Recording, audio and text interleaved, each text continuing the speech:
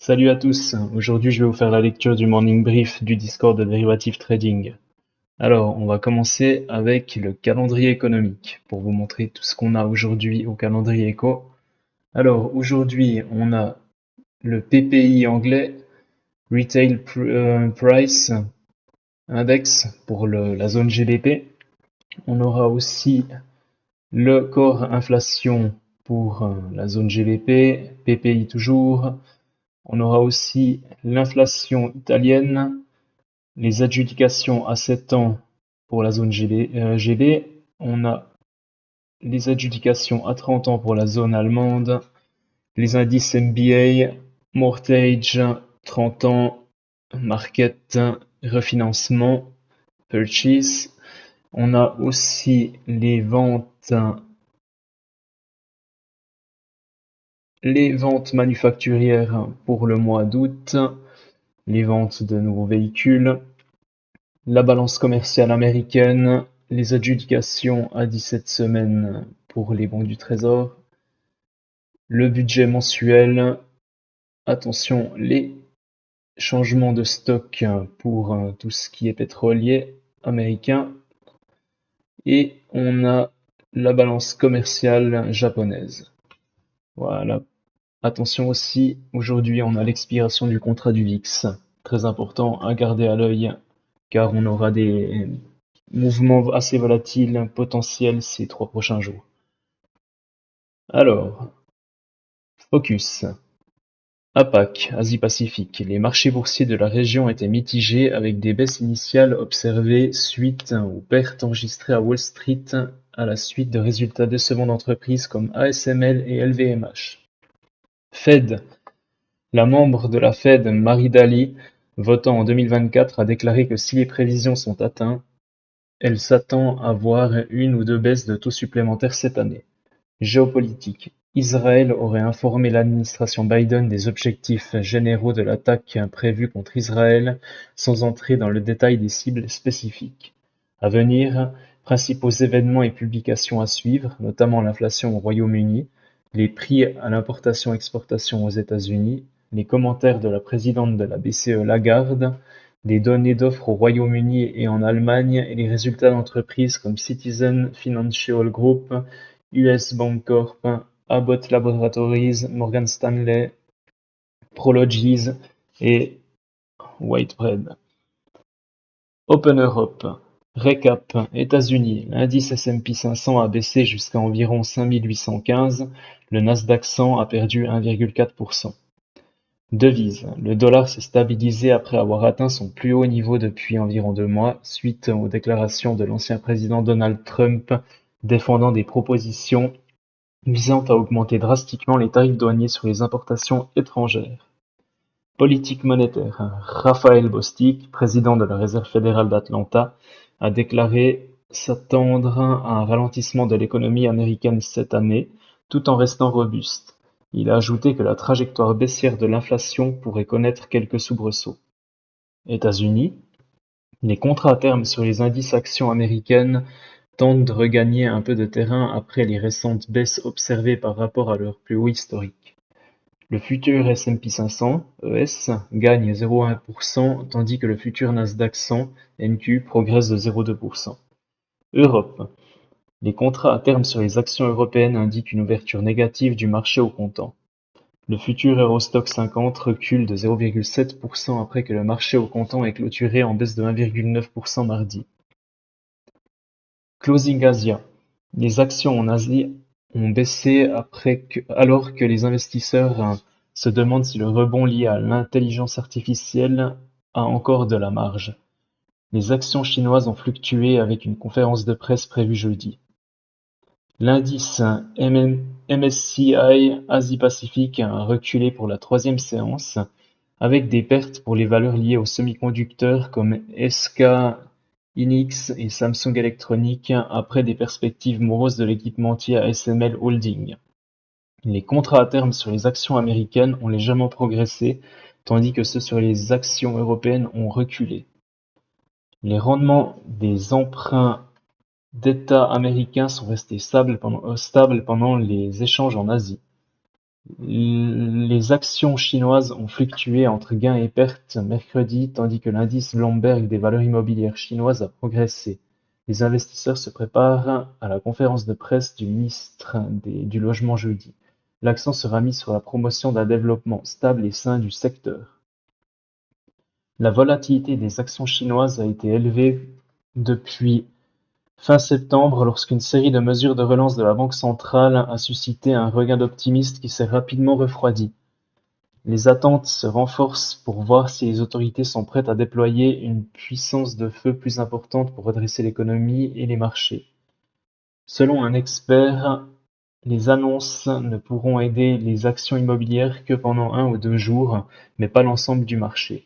Seul le secteur immobilier en bénéficiera. Les investisseurs attendent toujours un plan budgétaire de plusieurs milliers de milliards. Les avertissements du néerlandais ASML, un acteur majeur de l'équipement pour semi-conducteurs, a jeté un froid sur le rebond observé cet été. Les pairs d'ASML, comme Tokyo Electron et le fondateur taïwanais TSMC, ont baissé pendant les échanges en Asie. Aux États-Unis, Nvidia a perdu 4,7%, soulignant un ralentissement pour certains des plus grands acteurs de l'industrie. Selon une analyste, ce recul mené par la tech, déclenché par la baisse des fabricants de puces, non seulement fait écho aux doutes précédemment sur le rebond lié à l'IA, mais reflète plus largement le ralentissement de cette industrie sensible à la conjoncture, ce qui n'est pas une bonne nouvelle pour les perspectives économiques mondiales. Obligations futures sur les bons du Trésor à 10 ans. Ces contrats à terme sont restés autour des meilleurs niveaux de la veille, profitant de la baisse des prix du pétrole, ce qui peut atténuer les inquiétudes liées à l'inflation et les données canadiennes d'inflation faibles, qui pourraient suggérer une approche plus prudente envers les hausses des taux d'intérêt. Futurs sur les Bunds. Les futurs sur les Bunds allemands ont conservé la plupart de leurs gains récents, bien que de nouvelles hausses aient été limitées avant les émissions de Bunds prévues aujourd'hui. Cela suggère une certaine prudence du marché ou une anticipation de l'impact de l'offre sur les prix. Futurs sur les obligations d'État japonaises, JGB, à 10 ans. Ces futurs ont suivi la tendance haussière des marchés obligataires mondiaux, revenant au niveau de 144.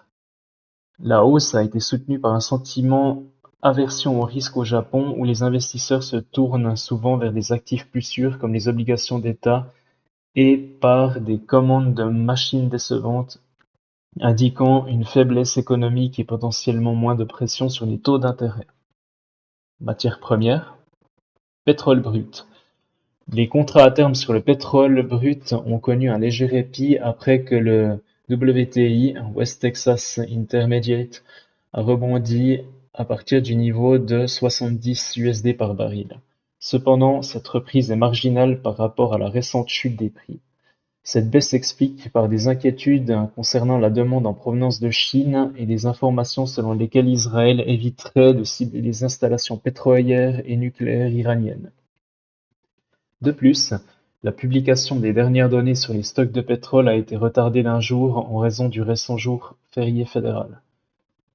Le prix du pétrole a augmenté après une chute de plus de 4% mardi suite à une déclaration qu'Israël indiquant qu'il prendrait sa propre décision concernant une attaque potentielle contre l'Iran, laissant ouverte la possibilité que des infrastructures énergie soient ciblées.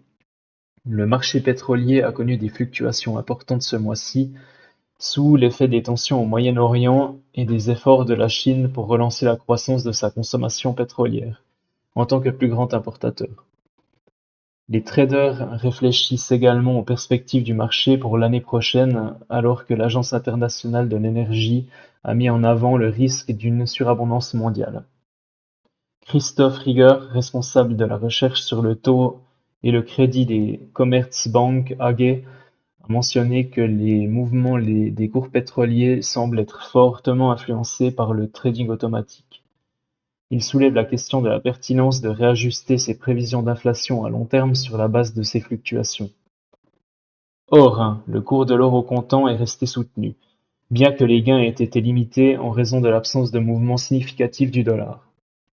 Cela signifie que bien que le prix de l'or ait trouvé du soutien, il n'a pas connu de forte augmentation. Cuivre. Les contrats à terme sur le cuivre ont rebondi par rapport au creux de cette semaine, bien que l'action sur les prix ait été limitée en raison du climat de risque mitigé sur le marché. Cela signifie que même si le prix du cuivre a légèrement augmenté, il reste limité par les incertitudes ou les conditions variées du marché. Forex Trend. Yen japonais. Le yen s'échange à environ 149 yens par dollar américain. Cela se produit après que Seiichi Adachi, membre du conseil d'administration de la Banque du Japon, a souligné l'importance d'adopter une approche prudente et graduelle pour augmenter le taux d'intérêt de référence. Une telle déclaration suggère que le Japon pourrait maintenir sa politique monétaire actuelle pour le moment, impactant ainsi la valeur du yen sur les marchés d'échange.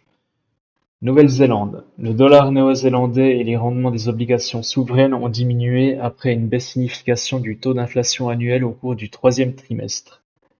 Le taux d'inflation est revenu dans la fourchette cible de la Banque centrale pour la première fois depuis plus de 3 ans, ce qui suggère que la politique des banques de réserve de la Nouvelle-Zélande pourrait rester stable ou moins agressive. Asie du Sud-Est. Des annonces de politique monétaire sont attendues de la part de trois grandes économies d'Asie du Sud-Est, l'Indonésie, la Thaïlande et les Philippines. Il est prévu que l'Indonésie et la Thaïlande maintiendront leur taux d'intérêt inchangé, conservant ainsi leur réglage actuel de politique monétaire. En revanche, il est attendu que les Philippines abaissent leur taux d'intérêt, possiblement en réponse à des conditions économiques nécessitant une politique plus accommodante. DXY, dollar index. Là, je vais juste vous le traduire. L'indice du dollar a montré peu de changements suite à une performance indécise. Le dollar n'a pas été soutenu par des données économiques américaines plus faibles, notamment les données de l'Empire Manufacturing et l'enquête de la Fed de New York sur les attentes des consommateurs. De plus, les commentaires des responsables de la Réserve fédérale n'ont pas influencé de manière significative le marché. Plus précisément, Bostic a indiqué qu'il était ouvert à une nouvelle baisse de taux de 25 points de base cette année au-delà de la réduction de 50 points de base de septembre, mais il garde ses options ouvertes. Euro-USD. Le taux de change euro-dollar est resté stable, incapable de maintenir une position au-dessus de 1,09, même si les données récentes ont été généralement meilleures que prévu. L'accent sera mis sur l'euro sur la prochaine réunion de la Banque centrale européenne BCE jeudi. GBP-USD. Les taux de change livre-dollar n'a pas eu de direction claire après un retrait de la résistance autour du niveau de 1,31. Les traders attendent avec impatience la publication des données de l'IPC du Royaume-Uni. USD-JPY, la paire dollarienne a connu de l'indécision. Initialement, des pressions ont été exercées sur le yen après que Seiichi Adachi, membre du conseil d'administration de la Banque du Japon, ait déclaré que les conditions étaient prêtes pour le début de la normalisation de la politique monétaire et que des hausses de taux devraient se faire par étapes. Toutefois, cette baisse a été atténuée par les commentaires supplémentaires d'Adachi selon lesquels la Banque du Japon augmenterait les taux à un rythme très modéré et a mis en garde contre des hausses rapides des taux. Devises antipodéennes, dollar australien et néo-zélandais. Ces devises ont montré une volatilité avec une faiblesse initiale en raison de l'aversion au risque et des données mitigées sur l'inflation. Néo-zélandais, l'indice des prix à la consommation IPC d'une année sur l'autre a répondu aux attentes, mais le chiffre trimestriel a été plus faible que prévu. Malgré cela, les monnaies se sont redressées de leur plus bas niveau et sont revenues à des niveaux relativement stables. Sur le plan géopolitique, attention toujours à la situation, au conflit au Moyen-Orient. L'Iran a dit à l'ONU qu'il était prêt à répondre fermement en cas d'attaque par Israël. Sky New Arabia. Ok, donc maintenant nous on va passer à tout ce qui est recherche bancaire. Donc toi, si aussi tu veux savoir comment sont positionnés les acteurs de marché, n'hésite pas à rejoindre le Discord de Dérivative. Allez, ciao!